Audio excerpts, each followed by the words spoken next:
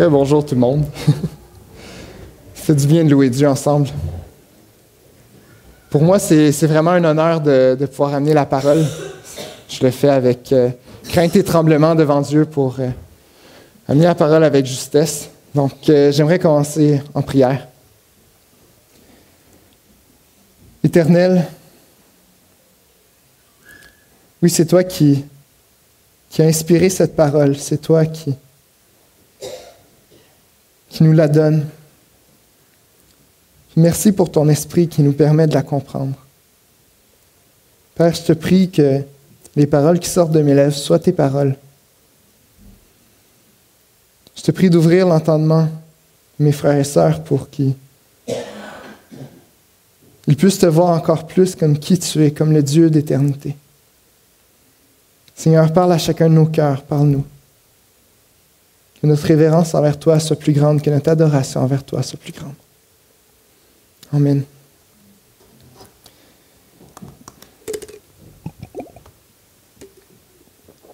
Donc, la dernière fois que j'avais prêché, j'avais fait une introduction sur connaître Dieu. Pourquoi une introduction? Parce que c'est un sujet qui va être aller en profondeur toute notre vie et même dans l'éternité. Dieu, c'est un Dieu qui est infini. Nous, on est fini. On ne va jamais réussir à cerner, à savoir qui Dieu est dans son entièreté. Donc, on va constamment être en train d'apprendre à connaître Dieu. Ce matin, j'aimerais qu'on fasse une introduction à l'adoration et la louange de Dieu. Pourquoi une introduction, encore une fois? Pas parce que mon étude m'aurait amené à faire 4 messages, quoique j'aurais pu, mais parce que la louange, c'est le fruit de la connaissance de Dieu. Donc, plus on apprend à connaître Dieu, plus on apprend à voir ses merveilles, à voir qui il est, plus l'adoration et la louange de notre cœur grandit envers lui. Donc, on ne connaîtra même pas ce que c'est la pleine louange, la pleine adoration avant de le voir face à face au ciel. Puis même une fois qu'on va être dans sa présence pour l'éternité, notre louange et notre adoration vont seulement continuer à grandir parce qu'à chaque jour, on va pouvoir continuer d'apprendre à le connaître. Le passage avec lequel j'aimerais qu'on tourne principalement l'étude aujourd'hui, c'est Apocalypse 19, versets 1 à 10. Apocalypse, je suis conscient que c'est un livre qui fait peur autant aux chrétiens qu'aux non-chrétiens. C'est un livre qui est souvent vu comme indéchiffrable, trop complexe, qu'on va laisser aux érudits à étudier.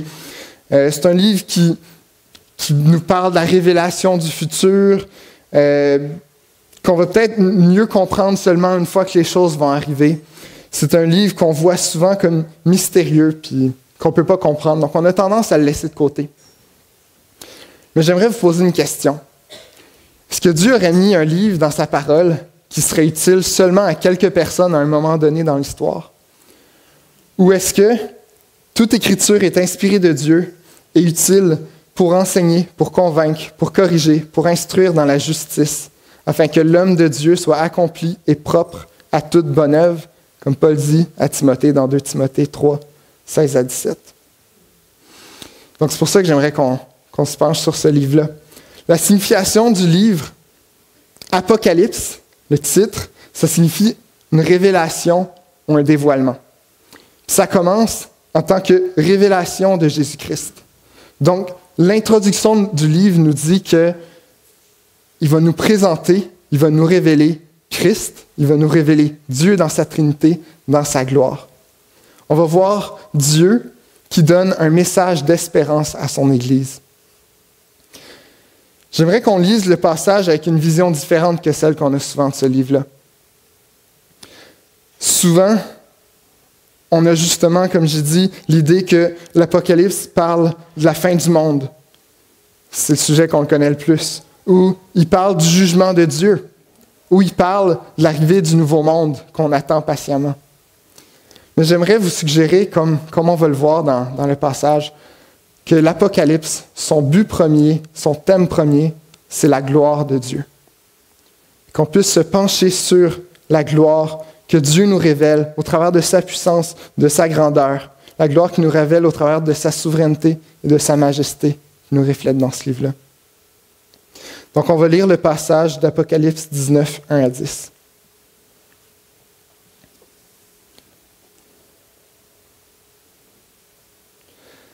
Après cela, j'entendis dans le ciel comme la voix forte d'une foule nombreuse qui disait « Alléluia! Le salut, la gloire et la puissance sont à notre Dieu, parce que ses jugements sont véritables et justes. Car il a jugé la grande prostituée qui corrompait la terre par sa débauche, et il a vengé le sang de ses serviteurs en le redemandant de sa main. Ils dirent une seconde fois « Alléluia! » Et sa fumée monte au siècle des siècles. Et les 24 vieillards et les 4 êtres vivants se prosternèrent et adorèrent Dieu, assis sur le trône, en disant « Amen, Alléluia ». Et une voix sortit du trône, disant « Louez notre Dieu, vous tous ses serviteurs, vous qui le craignez, petits et grands. » Et j'entendis comme la voix d'une foule nombreuse, comme de bruit de grosses eaux et comme le bruit de forts tonnerres, disant « Alléluia » car le Seigneur, notre Dieu Tout-Puissant, est entré dans son règne. Réjouissons-nous, soyons dans l'allégresse et donnons-lui gloire. Car les noces de l'agneau sont venues, son épouse s'est préparée. Et il lui a été donné de se revêtir d'un fin lin, éclatant, pur. Car le fin lin, ce sont les œuvres justes des saints. L'ange me dit, écris, « Heureux ceux qui sont appelés au festin des noces de l'agneau. » Puis il me dit, ces paroles sont les véritables paroles de Dieu. Je tombais à ses pieds pour l'adorer, mais il me dit, garde-toi de le faire. Je suis ton compagnon de service et celui de tes frères qui ont le témoignage de Jésus. Adore Dieu, car le témoignage de Jésus est l'esprit de la prophétie. Seigneur, combien ce passage révèle ta grandeur, ta souveraineté et ta puissance. Que ce matin, on puisse vraiment se concentrer sur qui tu es et sur la réponse que nos cœurs doivent avoir. Oui, Père, dirige-nous et que tu sois glorifié au-dessus de toutes choses. Amen.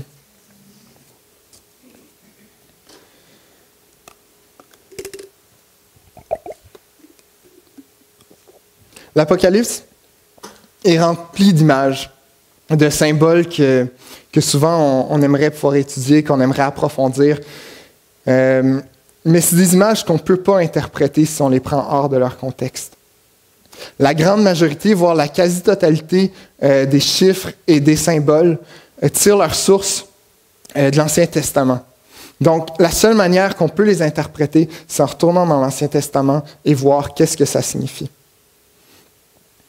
L'Ancien Testament, c'était les écritures que les premiers chrétiens avaient, en plus des lettres des apôtres qui circulaient entre les églises. Donc, c'est pour ça qu'on peut vraiment voir chacune des sources dans ces écrits-là. Mais ce matin, on ne va pas se concentrer sur les images et sur les symboles. Ce matin, j'aimerais qu'on se concentre principalement sur la gloire de Dieu qui nous est révélée et l'adoration qu'on doit avoir. Pourquoi étudier puis se pencher sur la question de la louange et l'adoration? C'est quoi la raison qui nous amène à faire ça?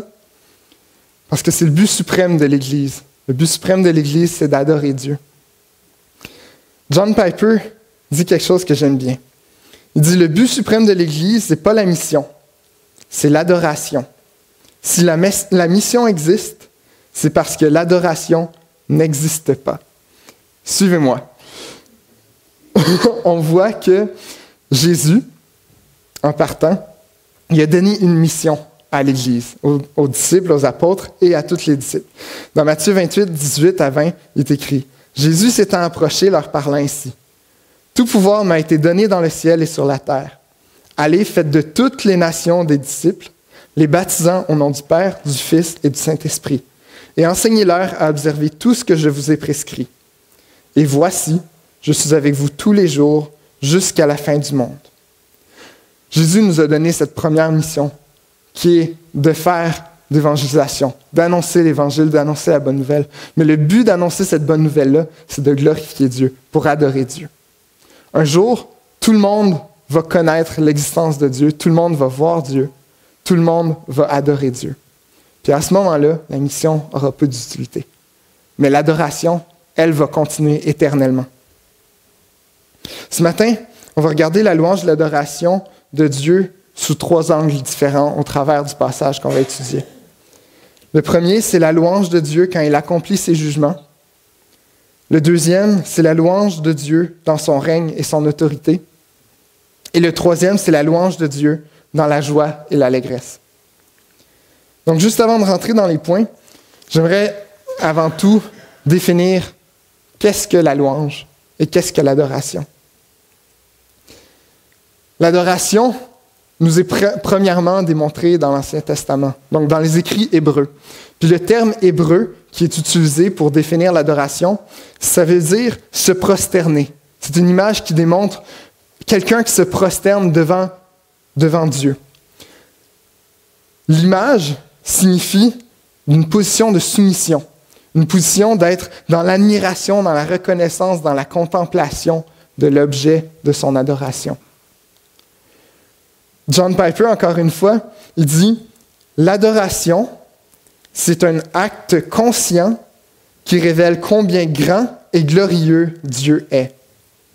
L'adoration, c'est de connaître et de chérir comme un trésor et de montrer la valeur de Dieu. » Donc, l'adoration, c'est de voir Dieu comme l'être le plus précieux qu'on peut avoir et mettre absolument toute la valeur dedans. La louange, pour sa part, c'est l'exaltation de l'adorateur quand son cœur s'exclame devant la grandeur de la richesse qu'il découvre dans l'objet de son adoration. Donc, c'est quand notre cœur est juste rempli d'exaltation en voyant combien grand, combien majestueux, combien précieux Dieu est. C'est là qu'on commence à vraiment le louer. Dans Apocalypse 19, un des mots qui revenait souvent, j'imagine que vous l'avez vu, c'est « Alléluia ». Alléluia, c'est un mot qu'on utilise vraiment souvent dans beaucoup de chansons. On l'utilise dans nos prières, mais souvent on ne sait pas tout à fait ce que ça signifie. Alléluia, c'est encore un mot hébreu. C'est un cri de joie qui signifie « louer Dieu ». Donc, tous les hommes, toutes les créatures, tous les êtres qui sont représentés dans ce passage-là nous appellent constamment à louer Dieu davantage. Et ils disent « Loué soit Dieu, le salut, la puissance et la gloire sont à notre Dieu. » En continuant de lire, il est écrit « Parce que ses jugements sont véritables et justes, car il a jugé la grande prostituée qui corrompait la terre par sa débauche. Et il a vengé le sang de ses serviteurs en le redemandant de sa main. » Et ils dirent une seconde fois « Alléluia! Loué soit Dieu! » Et sa fumée monte au siècle des siècles. Et les 24 vieillards et les 4 êtres vivants se prosternèrent et adorèrent Dieu, assis sur le trône, en disant « Amen, Alléluia, ainsi soit-il, loué soit Dieu. » Ça peut nous paraître étrange de dire « loué soit Dieu » à cause de ses jugements. Souvent, on oublie que Dieu a des jugements où on ne veut pas y penser. On pense à Dieu comme un Dieu bon, un Dieu d'amour, plein de bonté, qui fait grâce à tout le monde. Mais on oublie que Dieu est lent à la colère et qu'il juge avec justice et équité. Dieu doit être juste, il doit juger pour être bon. Puis on va regarder ça. Et on doit le louer à cause que Dieu accomplit justement sa colère. Si on lit dans Proverbe 6, versets 16 à 19, « Il y a 6 choses que l'Éternel hait, et même 7 qu'il a en horreur.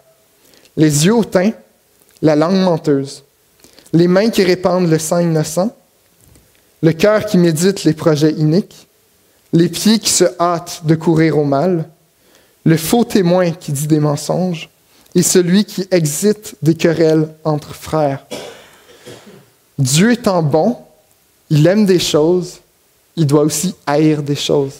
Il ne peut pas juste tout aimer, être bon avec tout.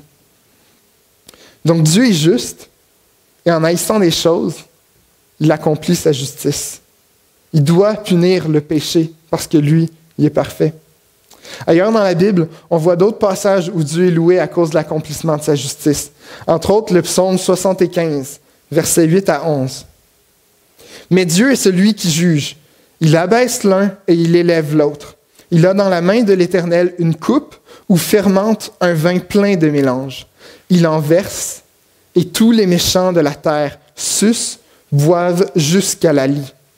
Je publierai ces choses à jamais. Je chanterai en l'honneur du Dieu de Jacob. Et j'abattrai toutes les forces des méchants. Les forces du juste seront élevées. Dieu est souverain. Il fait ce qui lui plaît. Il élève les uns, il abaisse les autres. Il est le seul juge. Personne ne peut se tenir devant lui. Mais on peut se réjouir dans son jugement parce que Dieu est bon. Encore dans le psaume 36, versets 6 et 8, on peut voir par rapport à sa justice. Éternel, ta bonté atteint jusqu'aux cieux, ta fidélité jusqu'aux nues. Ta justice est comme les montagnes de Dieu, tes jugements sont comme le grand abîme. Éternel, tu soutiens les hommes et les bêtes, combien est précieuse ta bonté, ô Dieu.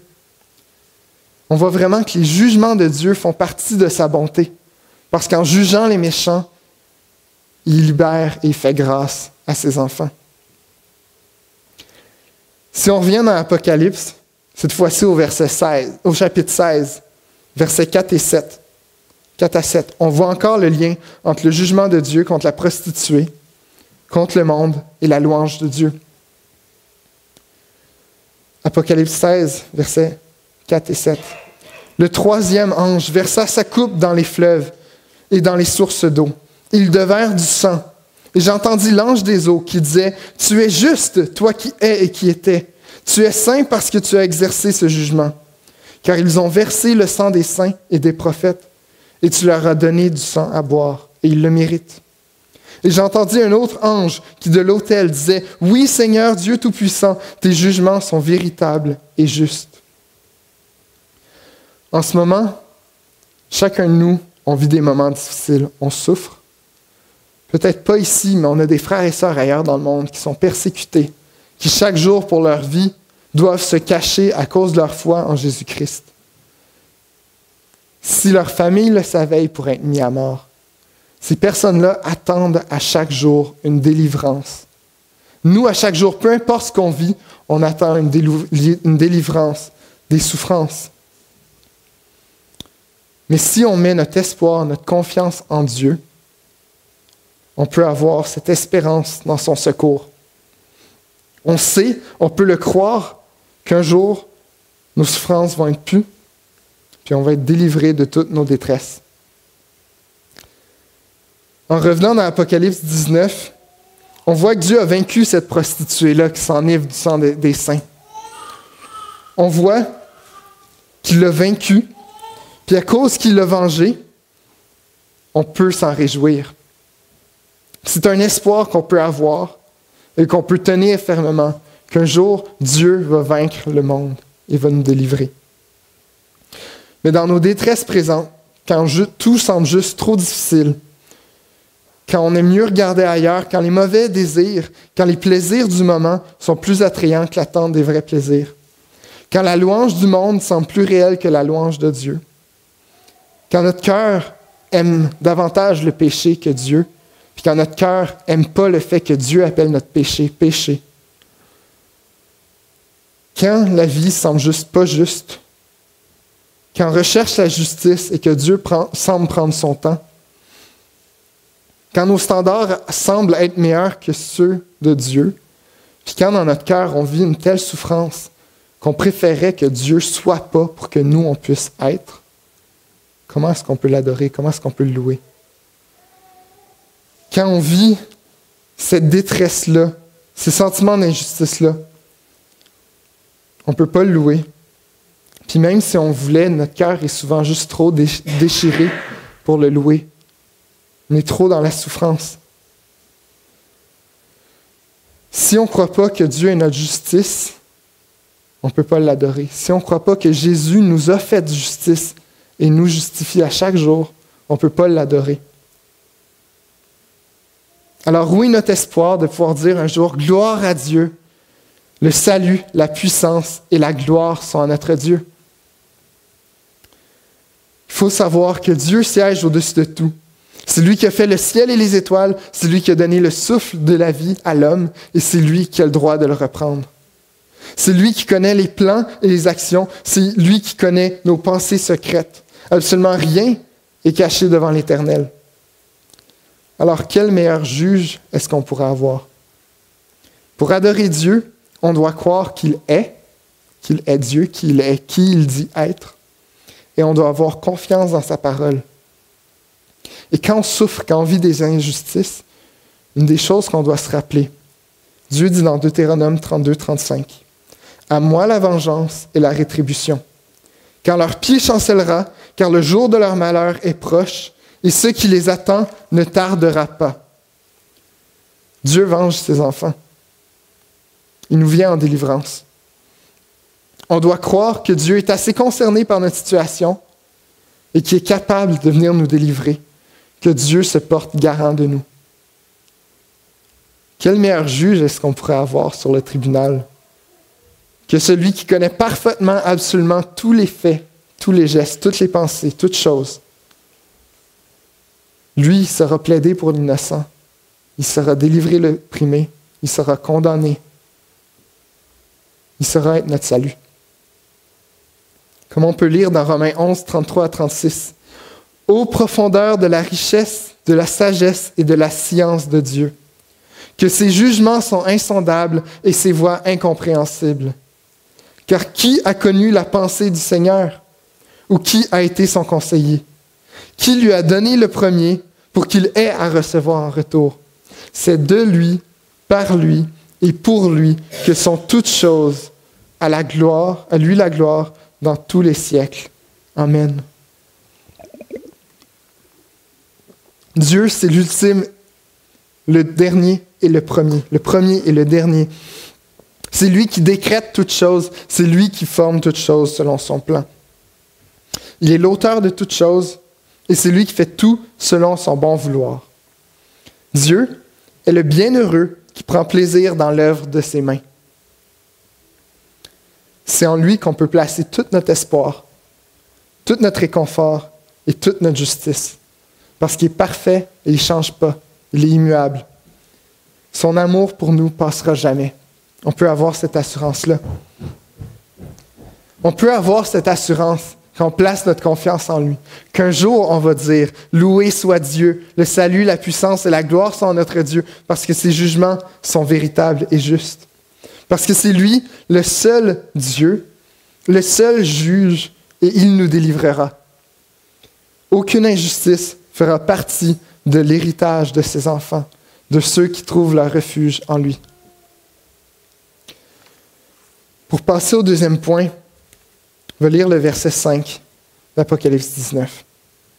« Et une voix sortit du trône, disant, « Louez notre Dieu, vous tous ses serviteurs, vous qui le craignez, petits et grands. » J'aimerais m'arrêter sur un aspect qu'on voit dans ce verset-là. Premièrement, la voix qui sort du trône, c'est Dieu qui nous appelle à louer Dieu. C'est Dieu qui nous dit « Faites de l'Éternel vos délices. » Et il nous dit « Vous tous ses serviteurs, vous qui le craignez, petits et grands. » Donc on voit que pour louer Dieu, on doit être ses serviteurs et on doit le craindre. Donc en d'autres mots, le peuple de Dieu est appelé à adorer et à louer l'Éternel en le craignant et en le servant. Est-ce que ça reflète notre vie de tous les jours? Est-ce qu'à chaque jour, on sert l'Éternel dans la crainte de qui il est? On vient de parler des jugements de Dieu. J'aimerais revenir à l'aspect de louer Dieu pour ses jugements, mais aussi dans la crainte de qui il est. Sachant que Dieu est souverain, qui est au-dessus de toutes choses, que ses jugements sont éternels, on lui doit une révérence absolue. Une crainte devant sa grandeur, devant la grandeur de qui il est, parce que Dieu est tout simplement hors de notre compréhension, hors de notre entendement, hors de notre capacité à réfléchir à quoi que ce soit. Donc on doit avoir un certain émerveillement devant lui. Parce qu'il est Dieu et personne n'est comme lui. Lui seul est le créateur de tout, et toute chose autre que lui a été créée par lui et pour lui. Dieu est juge. Il est un juste juge parce qu'il est parfait. Dans la dernière prêche, j'avais parlé du fait que Dieu est bon et ce qu'il décrète est bon parce que c'est lui qui a défini ce que bon est. C'est lui qui a créé le bon. Lui seul est bon. Donc, dans notre crainte de Dieu, on ne doit pas tenter d'être juge à sa place et de déterminer ce qui est bon par nos propres standards sans consulter ce que Dieu a décrété. Parce que c'est Dieu qui a formé ce qui est bon. Si on fait ça, si on commence à déclarer ce qui est bon à notre valeur et non à celle de Dieu, on dit à Dieu, tu n'es pas Dieu, tu n'es pas juge de tout, tes standards ne sont pas parfaits. On vient pour le détrôner, on l'enlève de son trône, puis on va s'asseoir à sa place. Puis quand on fait ça, je vous laisse imaginer que ce n'est pas possible de l'adorer, parce qu'on ne le voit pas comme le meilleur, on ne le voit pas comme l'ultime bonne chose, parce qu'on dit que ce qui lui dit qui est bon n'est pas bon. Le seul qui a le droit de juger le cœur de l'homme, le seul qui a le droit sur sa vie, c'est l'Éternel. Puis si on n'a pas une crainte de Dieu, à chaque instant, on va être tenté de vouloir mettre nos standards à égalité avec lui. Si on n'a pas une crainte de Dieu, on va constamment être tenté de vouloir le détrôner et de le rejeter pour nous faire égal à Dieu. Si on a vécu une injustice, si on a vécu une situation où on a été brimé, on a subi un crime, on vit des abus sexuels, des abus physiques, verbaux. On doit rechercher notre justice en Dieu. Oui, Dieu a placé la loi sur la terre. La loi est bonne. Elle nous a été donnée pour qu'il y ait une justice sur la terre. Puis on doit rechercher à ce que justice soit faite. Si quelqu'un a été violé, si quelqu'un a été brimé, quoi que ce soit, justice doit être faite. Mais au travers de tout ce processus-là, on doit savoir que la justice qu'on va avoir sur la terre ne sera pas la pleine justice qui va nous satisfaire. Ce ne sera pas la pleine justice qui va venir nous réconforter. On doit savoir que, ultimement, Dieu est juge et qu'il va juger et qu'il va faire justice. On doit pouvoir espérer dans les bontés de l'Éternel, dans sa justice à lui. Le problème dans tout ça, c'est qu'on veut tous se faire justice. C'est qu'on veut tous et qu'on tente tous à chaque jour de détrôner Dieu pour prendre sa place, puis dire ce qui est bon. À chaque jour, on pêche, à chaque jour, on offusque Dieu. On est des transgresseurs de la loi. On a tous voulu le détrôner. Je ne sais pas si vous le réalisez, mais c'est le crime capital. C'est le crime capital de vouloir retirer Dieu de son trône éternel. Nous qui sommes finis, on dit au Dieu infini qu'on croit qu'on est plus grand que lui. Nous, des esclaves, on dit au Maître qu'on est supérieur à lui. Quelle autre transgression que celle-ci mériterait plus d'être jetée loin de la présence de Dieu? Quelle autre transgression que vouloir détrôner Dieu mériterait davantage de recevoir sa pleine colère? Et quelle autre transgression que celle-là mériterait davantage une punition comme celle de l'enfer? On mérite tous d'être jetés éternellement dans le feu de l'enfer, devant la face de l'agneau et de ses anges, pour voir éternellement sa gloire et notre condamnation devant une telle faute d'avoir adoré autre chose que lui. Comme qui est écrit dans Apocalypse 14, 10. Parce que qui est semblable à celui qui a dicté l'univers en existence? C'est lui qui mérite toute l'adoration. Mais on a une bonne nouvelle. C'est pour ça qu'on se réunit ce matin. C'est à cause de la bonne nouvelle qu'on peut lire dans toute la Bible, dans toute la parole, la bonne nouvelle de l'espérance de l'Évangile en Jésus-Christ. L'Éternel, qui est avant la fondation du monde, il a pourvu pour un plan, pour nous sauver. Lui, il a établi un avocat parfait pour se tenir devant le juge. C'est un avocat qui plaide pour nous parce que lui, il a subi la pleine colère de Dieu que nous, on méritait. C'est ça notre espoir. C'est que au travers de l'Évangile, au travers de Jésus-Christ, les jugements de Dieu deviennent une bonne nouvelle pour nous. Sans l'Évangile, les jugements de Dieu sont simplement une condamnation pour nous. Sans Jésus sur la croix, on est tous condamnés. On est tous condamnés à être loin, à souffrir éternellement la colère de Dieu.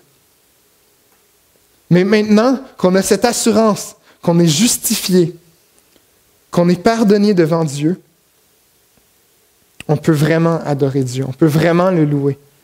Donc c'est seulement en passant par l'Évangile que la vraie adoration, que la vraie louange est possible. Mais c'est pour ça qu'on doit avoir une crainte devant Dieu. Qu'on doit l'adorer et le louer librement, venir devant lui librement, en sachant qu'on est pardonné, qu'on est justifié, mais tout en ayant une crainte que Dieu est l'Éternel, qu'il est infiniment plus que ce qu'on est capable de croire, qu'il mérite toute notre louange, tout ce qu'on peut le célébrer et encore infiniment plus, mais qu'il est juge et qu'il est notre législateur et qu'il est notre roi. N'oublions pas cette chose. Notre Dieu est aussi un feu dévorant, un Dieu jaloux. Et c'est une chose terrible que de tomber entre les mains du Dieu vivant. Dieu est saint. Et on doit le prendre au sérieux. Hébreux 12, 28 dit « C'est pourquoi, recevant un royaume inébranlable, montrons notre reconnaissance en rendant à Dieu un culte qui lui soit agréable, avec piété et avec crainte. » Parce qu'on est sauvé. Les chrétiens, quand on dit qu'on est sauvé de quoi? Oui, on est sauvé de l'enfer, mais l'enfer, c'est quoi? C'est la colère de Dieu. En fait, quand on est sauvé de Dieu lui-même. On est sauvé de ses jugements, on est sauvé de sa colère. C'est pour ça qu'on ne doit pas craindre l'enfer, on doit craindre Dieu.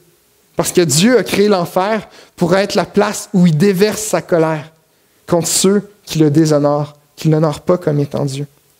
Dieu doit être un Dieu jaloux, parce que si Dieu n'était pas jaloux, ça voudrait dire qu'il estimerait d'autres choses à être égales à lui.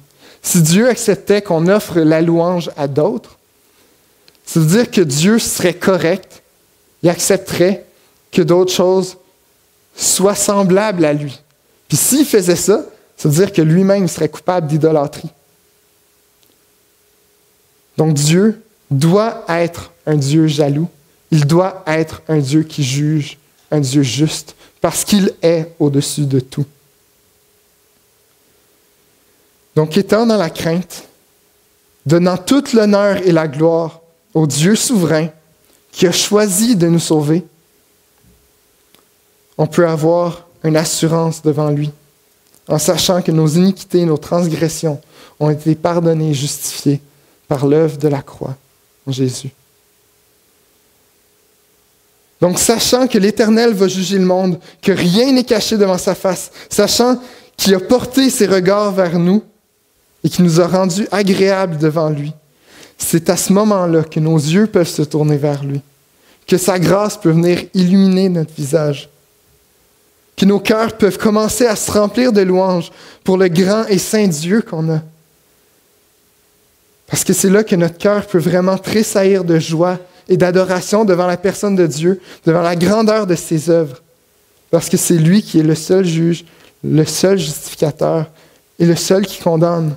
C'est cette adoration-là. C'est le fruit de la délivrance qu'on peut avoir en lui.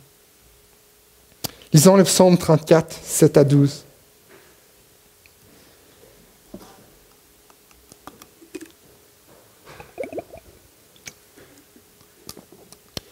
Quand un malheureux crie, l'Éternel entend, et il le sauve de toutes ses détresses. L'ange de l'Éternel campe autour de ceux qui le craignent, et il les arrache au danger. Sentez et voyez combien l'Éternel est bon. Heureux l'homme qui recherche en lui son refuge. Craignez l'Éternel, vous tous ses saints, car rien ne manque à ceux qui le craignent. Les lionceaux éprouvent la disette et la faim, mais ceux qui cherchent l'Éternel ne sont privés d'aucun bien. Venez mes fils, écoutez-moi. Je vous enseignerai la crainte de l'Éternel. Maintenant, pour passer au troisième point, je vous invite à lire dans Apocalypse 19, le verset 6 à 9. « Et j'entendis comme la voix d'une foule nombreuse, comme un bruit de grosses eaux et comme un bruit de forts coups de tonnerre, disant « Alléluia, car le Seigneur, notre Dieu Tout-Puissant, est entré dans son règne. Réjouissons-nous, soyons dans l'allégresse et donnons-lui gloire, car les noces de l'agneau sont venues, son épouse s'est préparée. » Au verset 9, l'ange me dit « Écris, heureux ceux qui sont appelés au festin des noces de l'agneau. » Soyons dans l'allégresse, mes frères et sœurs, parce que Dieu nous annonce une bonne nouvelle de réjouissance. En tant qu'humain, en ce moment, oui, on vit des difficultés, on vit des douleurs. Des fois, on n'est pas capable de louer Dieu, mais il nous rend capables de le louer parce qu'on peut avoir cette espérance-là qui va nous délivrer. Autant que notre cœur est pécheur, Dieu nous rend capable de reconnaître sa bonté. Il nous rend capable de reconnaître combien il est bon. Il nous permet de reconnaître ses grâces, puis il nous permet de reconnaître que Dieu est meilleur qu'absolument tout. Même si on n'est pas capable de l'aimer de tout notre cœur, de toute notre force et de toute notre pensée présentement, on est quand même capable de l'adorer et de le louer. C'est une grâce que Dieu nous fait. Maintenant, dans le passage, Dieu nous apporte une vision des noces de l'agneau, où Jésus et son épouse vont être parfaitement réunis. Ce sont les noces de l'Église et de Jésus. C'est quand on va le voir face à face. Il va nous donner un corps glorifié. Le péché sera pu. Nos êtres entiers vont être captivés par qui Jésus est et par l'amour qu'il a pour nous. Pour ceux qui se sont mariés ou pour ceux qui ont déjà assisté à un mariage, je ne sais pas si vous vous souvenez de la joie qu'il y avait dans cet événement-là. Moi, ça fait pas très longtemps que j'ai eu la grâce de pouvoir me marier à une femme merveilleuse. Puis, je me souviens vraiment bien encore de cette journée. On avait une joie. J'éprouvais tellement d'amour, d'excitation, puis j'ai tellement été ému de voir ma femme qui s'était préparée pour moi. Puis, autant que c'était un jour de joie, autant que c'était une joie que principalement Rachel puis moi on partageait. Le reste des gens, oui, pouvaient éprouver de la joie, mais ne partageaient pas autant cette grande joie-là que nous, on éprouvait. Mais au jour des noces de l'agneau, toute l'Église ensemble, chacun d'entre nous qui avons mis notre foi en Dieu, en Christ, dans son œuvre, chacun d'entre nous qui avons trouvé refuge en lui, on va être capable de partager cette joie-là d'un seul cœur, d'être unis à Christ pour l'éternité. En ce jour-là, on va voir Jésus face à face. On va voir celui qui nous a lavés pour qu'on puisse être là en robe blanche devant lui. En ce jour-là, on va voir sa gloire, on va voir sa magnificence. On va le voir nous appeler à lui. En ce jour-là, on va être dans l'admiration parfaite devant sa sainteté, devant sa grandeur. On ne pourra pas saisir et comprendre l'ampleur de l'amour qu'il y a pour nous. On va être submergé dans son infinie bonté et on va voir comment il n'y a absolument personne d'autre comparable à lui. Nos regards vont être complètement captivés par sa personne et nos cœurs vont être saisis d'admiration, d'humilité, de sentiments de grâce et d'honneur, d'une joie indescriptible, un bonheur qui dépasse notre entendement présent. Puis ça va être juste le début, mes frères et sœurs. Ça va être juste le début.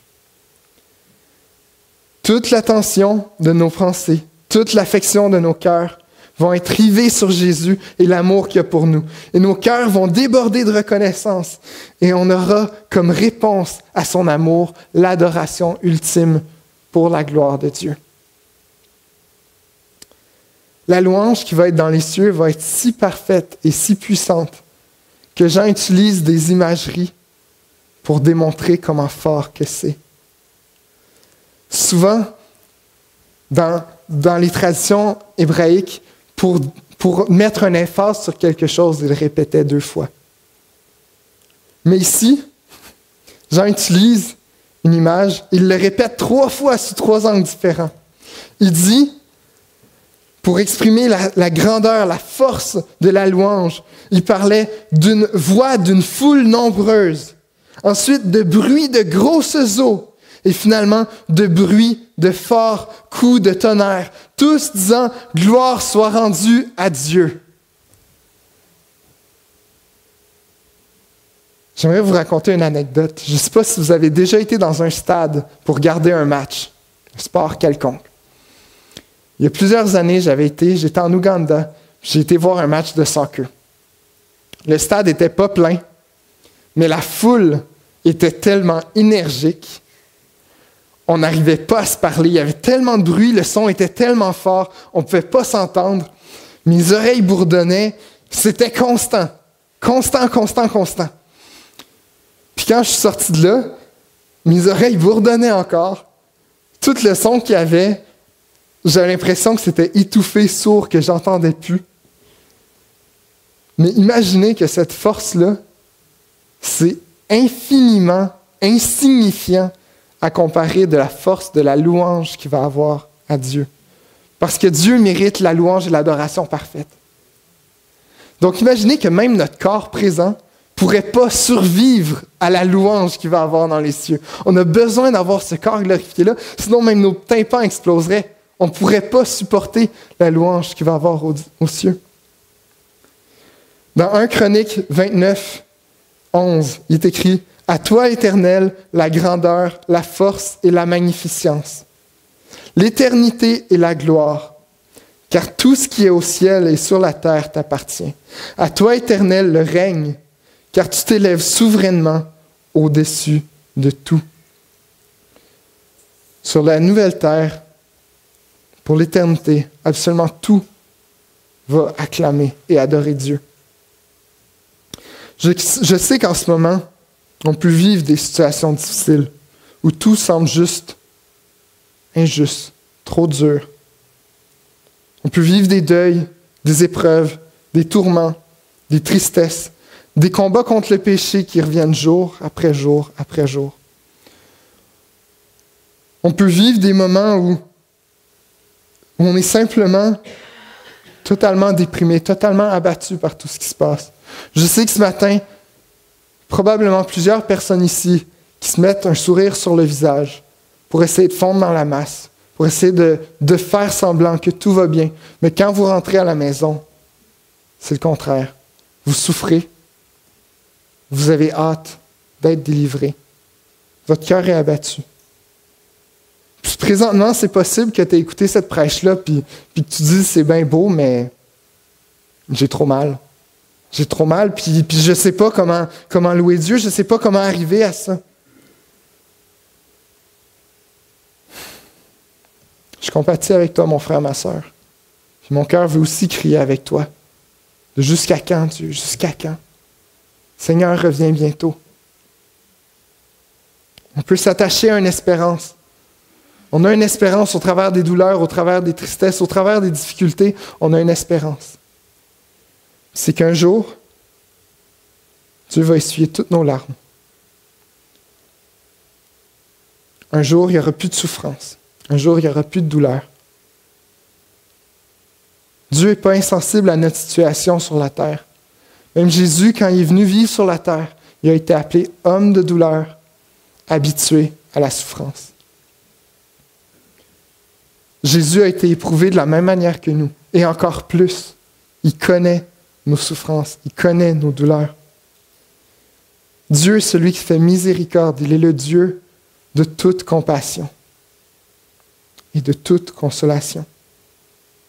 Pierre nous dit dans 1 Pierre 5, verset 10, « Le Dieu de toute grâce qui vous a appelés en Jésus-Christ à sa gloire éternelle, après que vous aurez souffert un peu de temps, vous perfectionnera lui-même, vous affermira, vous fortifiera, vous rendra inébranlable. » Oui, on doit marcher dans la souffrance. Ici-bas, on doit marcher dans la souffrance. Jésus nous a appelés à porter une croix. Mais on peut avoir cette espérance-là qui nous permet de nous réjouir à chaque jour, qui nous affermit, qui nous fortifie et qui nous rendra inébranlables. C'est une assurance avec laquelle on peut marcher et courir la course qui nous appelle à courir.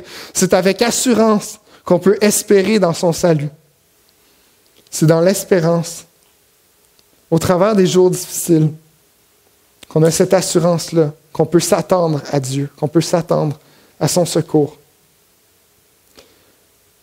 Quand on vit des difficultés, remémorons-nous des bontés de l'Éternel. Remémorons-nous des grâces qu'il nous a faites. Espérons dans ses promesses et attendons sa délivrance. Si un jour tu doutes de l'amour que Dieu a pour toi, regarde à la croix. Souviens-toi de la croix. C'est notre plus grande espérance, c'est notre seule espérance. Recherchons à être satisfaits en Dieu. Parce que c'est quand on est satisfait en Dieu qu'on le glorifie le plus. C'est en plongeant nos regards sur Dieu, dans ses mystères, qu'on peut réellement commencer à voir sa valeur, à voir combien Dieu est glorieux et combien Dieu est précieux. C'est en plongeant nos regards sur qui il est qu'absolument tout commence à pâlir, que notre réalité, nos souffrances, les joies de ce monde, toutes choses deviennent si faibles en comparaison avec sa splendeur. C'est alors que nous reconnaissons qu'on n'a pas encore saisi une parcelle de l'immensité de qui Dieu est et combien nous, on est si petits et insignifiants devant lui, mais qui a osé porter ses regards vers nous, qui a osé envoyer son Fils pour prendre toute la colère de Dieu à notre place. C'est quand on commence à voir la grandeur de la grâce qu'il répand sur nous que notre cœur peut commencer à être ébahi devant lui. Qu'on peut commencer à le voir vraiment comme le plus précieux. Qu'on peut commencer à voir que sans lui, il n'y a rien. Que c'est lui qui est notre espoir. C'est lui qui est notre sauveur. C'est lui qui est le grand Dieu éternel. C'est à ce moment-là, c'est juste à ce moment-là qu'on commence à vraiment verser nos regards sur lui, que la louange peut commencer à se créer dans notre cœur.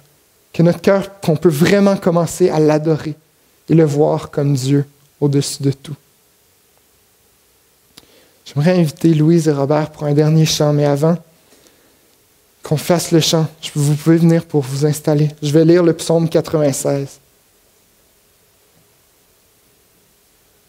Je vous invite, pendant la lecture, à prendre un esprit de prière et de rechercher de voir Dieu dans sa gloire. Alors, le psaume 96, c'est un hymne à la grandeur et à la gloire de Dieu. Chantez à l'Éternel un cantique nouveau. Chantez à l'Éternel, vous tous habitants de la terre. Chantez à l'Éternel, bénissez son nom. Annoncez de jour en jour son salut. Racontez parmi les nations sa gloire, parmi tous les peuples ses merveilles. Car l'Éternel est grand et très digne de louange. Il est redoutable par-dessus tous les dieux, car tous les dieux des peuples sont des idoles, et l'Éternel a fait les cieux. Sa splendeur et la magnificence sont devant sa face. La gloire et la majesté sont dans son sanctuaire. Famille des peuples, rendez à l'Éternel gloire et honneur. Rendez à l'Éternel gloire pour son nom. Apportez des offrandes et entrez dans ses parvis. Prosternez-vous devant l'Éternel avec des ornements sacrés. Tremblez devant lui, vous tous habitants de la terre. Dites parmi les nations, l'Éternel règne. Ainsi le monde est ferme, il ne chancelle pas. L'Éternel juge les peuples avec droiture. Que les cieux se réjouissent et que la terre soit dans l'allégresse. Que la mer retentisse avec tout ce qu'elle contient, que la campagne s'égaie avec tout ce qu'elle renferme. Que tous les arbres des champs poussent des cris de joie devant l'Éternel, car il vient pour juger la terre. Il jugera le monde avec justice et les peuples selon sa fidélité. Ô Éternel, combien tu es grand et majestueux, combien tu es digne de louange et d'adoration. Oui, Père, que toutes nos douleurs, que toutes nos souffrances, que tout ce qu'on vit présentement pâlisse devant ta grandeur. Que nos yeux se fixent sur qui tu es. Que nos regards soient captivés constamment par l'œuvre de la croix, par l'amour que tu déverses envers nous. Père, je te prie de relever la tête de chacun de mes frères et sœurs qui sont ici ce matin et qui entendent. Père, relève notre tête pour qu'on voie ta gloire et qu'on s'en réjouisse. Oui, sois glorifié pour l'éternité. Amen.